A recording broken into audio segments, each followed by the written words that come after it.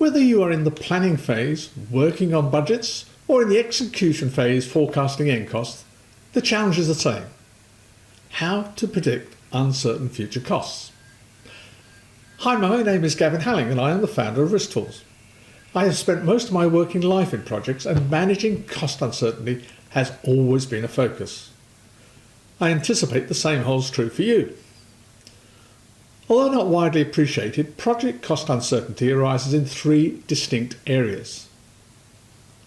These are the cost of carrying risks, the uncertainty associated with estimating costs, and for those in a contracting environment, the cost of claims. Each has its own stage in this playbook. These three areas have different combinations of variables. It has long been recognised that assessing variables is best undertaken using models and running a simulation. This is usually referred to as a Monte Carlo modelling, and in the past required specialist knowledge. For projects, that meant expensive consultants, and hence was only appropriate for large projects. I know, I used to do some of this.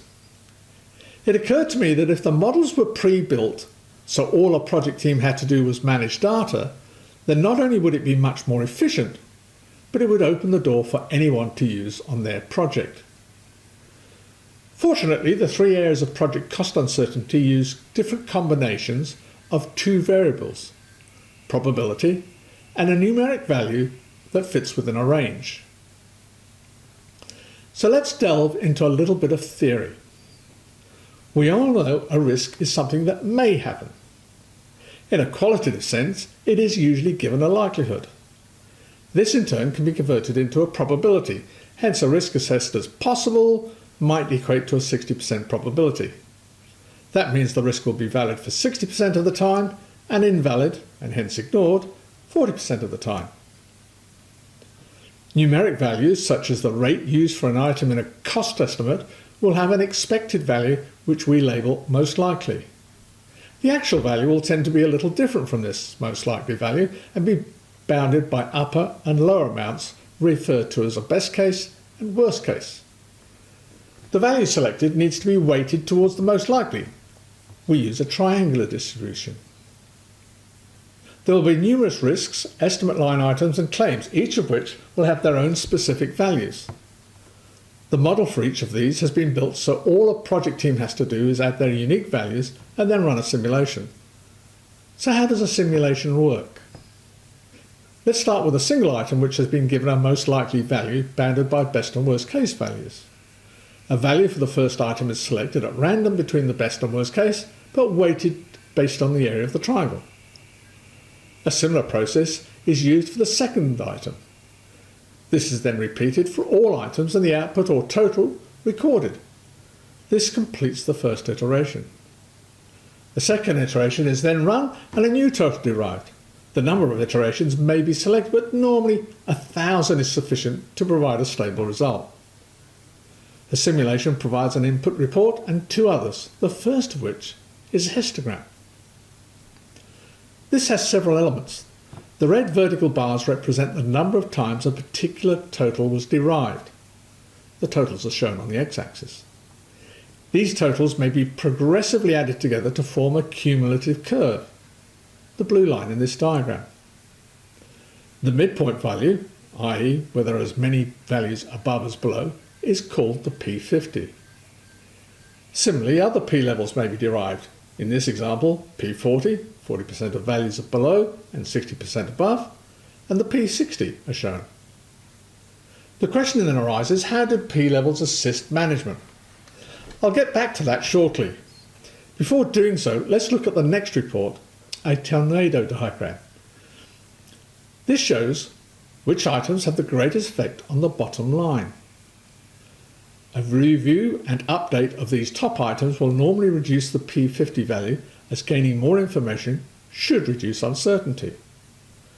This will lead to the range of input values being reduced, which in turn will reduce the P values.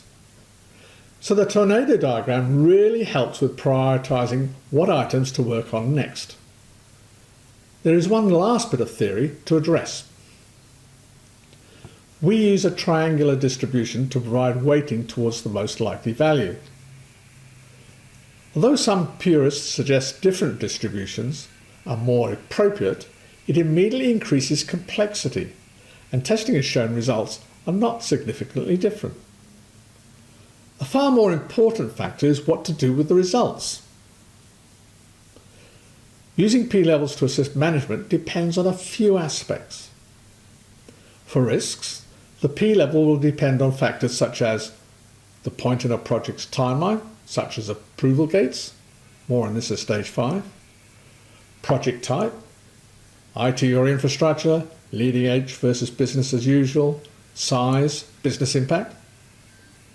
Is it a project for internal consumption or has it outside users? P-level selection also depends on internal management processes. For example, prior to starting implementation, the project manager may be given the P50 amount to expend against risks. This would be for treatments, new risks and risks that eventuate, i.e. issues. The P90 may be used for board approval, which will reduce the need to go back to the board for more funds. The difference between P90 and P50 is then a reserve requiring senior management approval for its release. When considering estimate uncertainty, principals will probably use the same approach as for risks. By contrast, tenderers would generally only use the P50 value. That said, they may select a smaller value if the market is tight, or higher P if demand is outstripping supply and they believe the market can bear a larger contingency. For issues or claims, the P50 tends to be used as the actual value, once all issues are known, normally lies between P40 and P60. It does not change over time. This is in stark contrast to the cost of managing claims, which continue to increase over time, especially as the legal team grows. It is the key reason for assessing the value of issues early and promptly negotiating an agreement. There are some benefits that apply across each of the underlying tool sets. I am not sure which would be your headlines, but I have found 4 to be particularly useful, as it helps get often diverse stakeholders on the same page. We've called the 3 models Risk Valuer, Estimate Manager and Issues Valuer. These tool sets have been around for many years and are covered in detail in the next 3 stages of this playbook. They now sit within umbrella software called Uncertain Cost Manager, or UCM for short. UCM enables integrated simulations, and that results in some significant benefits to project governance, which are addressed in stage 5. So that's the background to modelling variables. The next stages describe their application and integration. I look forward to catching up with you in those videos.